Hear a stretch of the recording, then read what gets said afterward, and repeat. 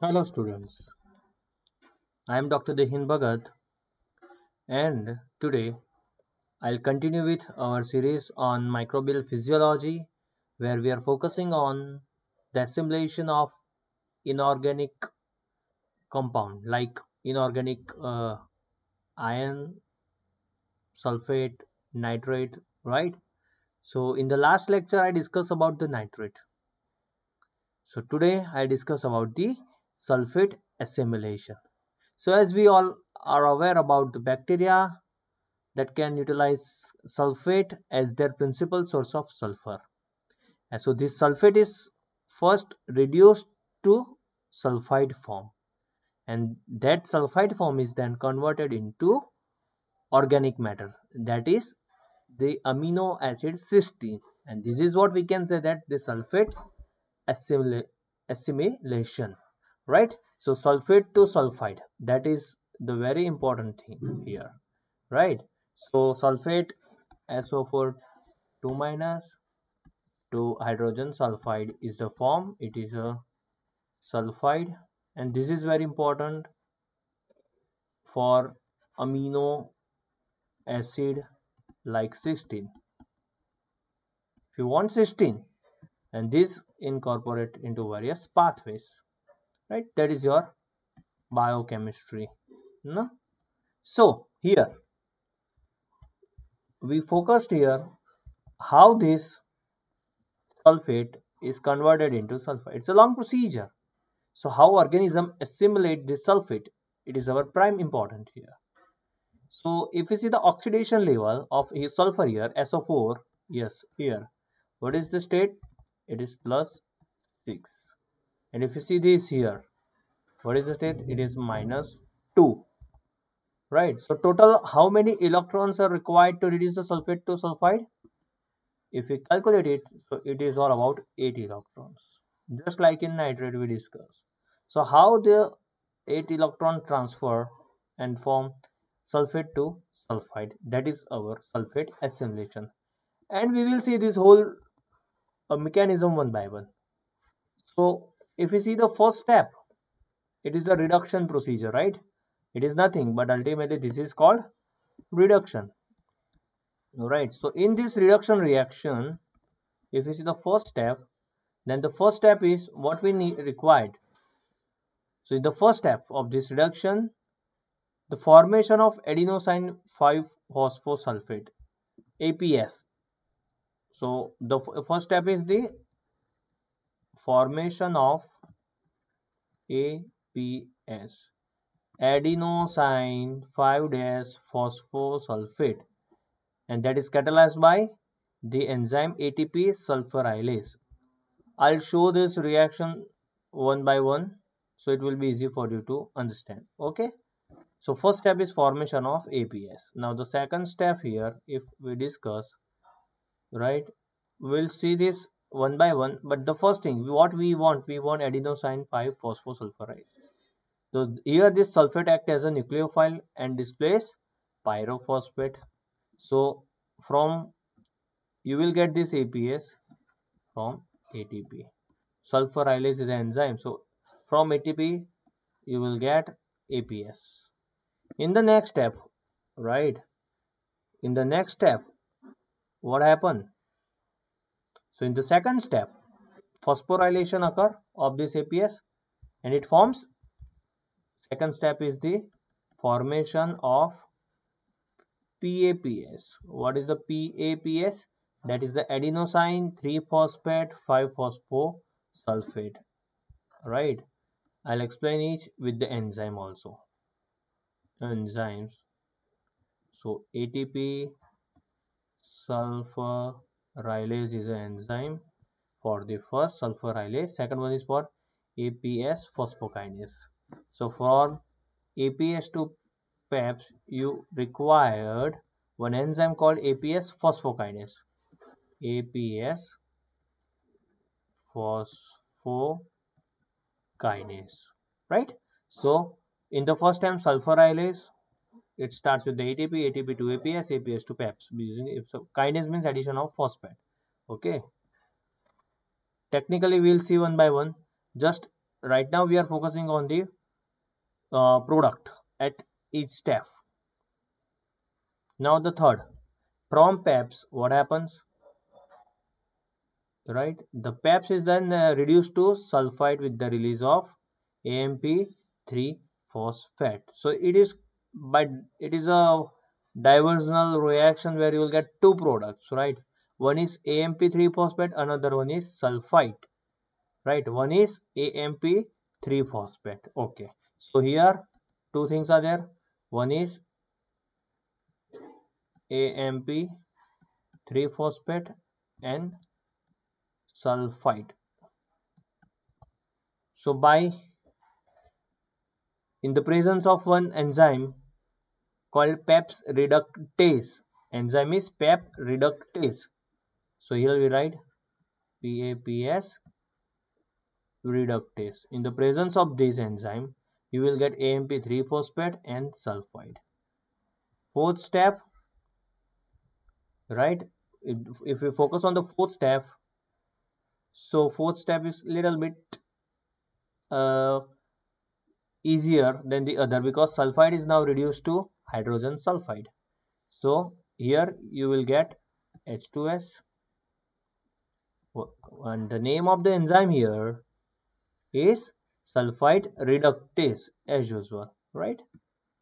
Sulfide reductase, right? But what about this AMP3 phosphate? It is a question. We have a AMP3 phosphate. It is the hydrolysis process by which this AMP3 phosphate forms AMP and phosphate. So it is helping to derive the overall reaction for the completion, right? So here this AMP, if you see the fifth one, so from AMP3 phosphate to AMP plus phosphate. That is what completion procedure? Yes, fine. So this is the overall formation of the products during the sulfite assimilation with the different enzymes. Now we'll check it one by one with the figure, with the help of figure. How specifically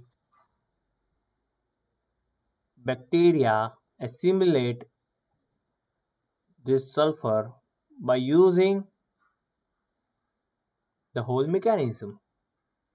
So we have a one figure. I'll show you that figure here. So this will be easy for you. So now I'm adding this figure here. I'm simply zoom it for you. So I'm zooming it. Okay, fine. One by one we can see. So here as you can see, now we'll see the step by step. So our first step is a formation of APS from ATP. Just imagine this is your ATP, adenosine triphosphate, ATP. So one reactions carried out by the one enzyme called ATP sulfurylase. This one is ATP sulfurylase, means addition of the sulfate to this leads to the production of adenosine phosphosulfate, APS, your APS, right? Here what happened? Pyrophosphate were removed. This pyrophosphate were removed. So these two, now I can show you here removal of this and addition of this sulfate here. So now it becomes adenosine phosphosulfate, right? APS. So the next step, second enzyme is required, that is APS phosphokinase. So phosphokinase, kinase means addition of phosphates. For addition of phosphate, you require ATP, one more molecule of ATP, one ATP here. You need a second ATP molecule here, and so this is your adenosine moiety. This remains this tail region remains as it is here, but adenosine, the moiety at the 3 carbon, you will see the addition of this phosphate group, and this will form phosphoadenosine because phosphate is added here at the adenosine. So phosphoadenosine phosphosulfate. Phosphosulfate remains common. phosphoadenosine phosphosulfate. This is known as PEPS. That is a product of second reaction. Right? Now, what is the third step? PEPS reductase. Reductase is an enzyme. So here what you need, you required some protein, the reductant. We can say that you required reductant for the reduction procedure.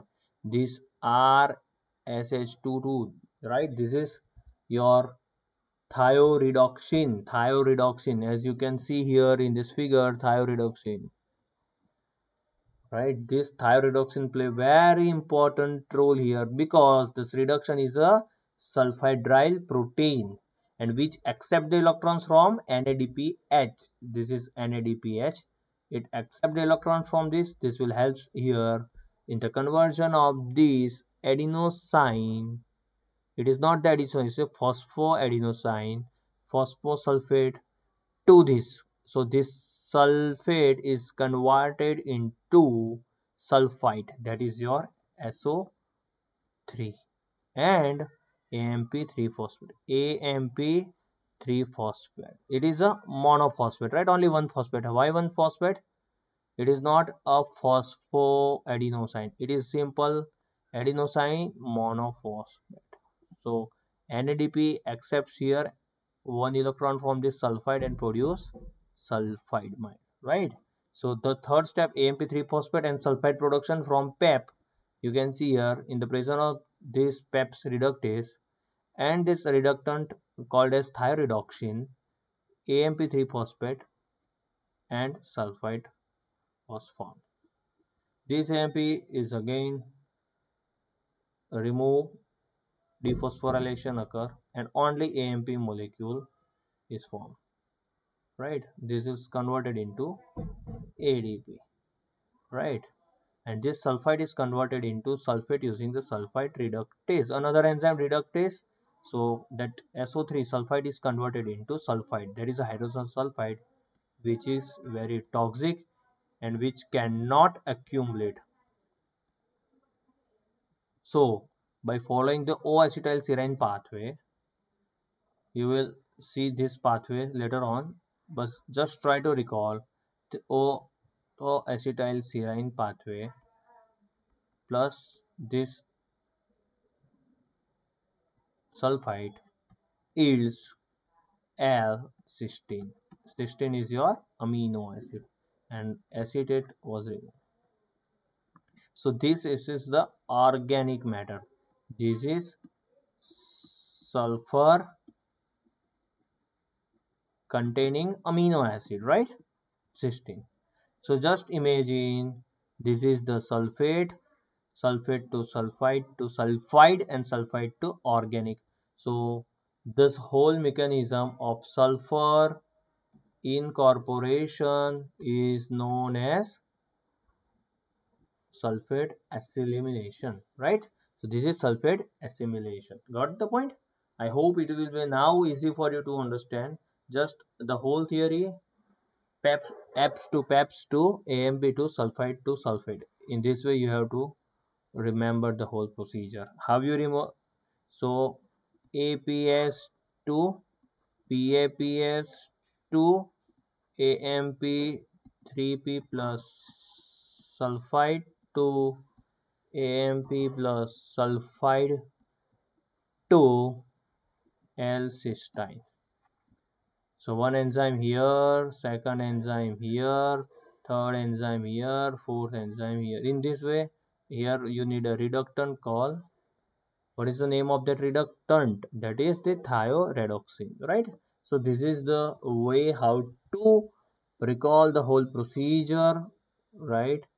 So just focus on the ATP consumption. So there are 3 ATP utilized during this assimilation. One ATP here, second ATP here, and for this AMP you require the third ATP for this cyclic procedure, that is substrate level phosphorylation.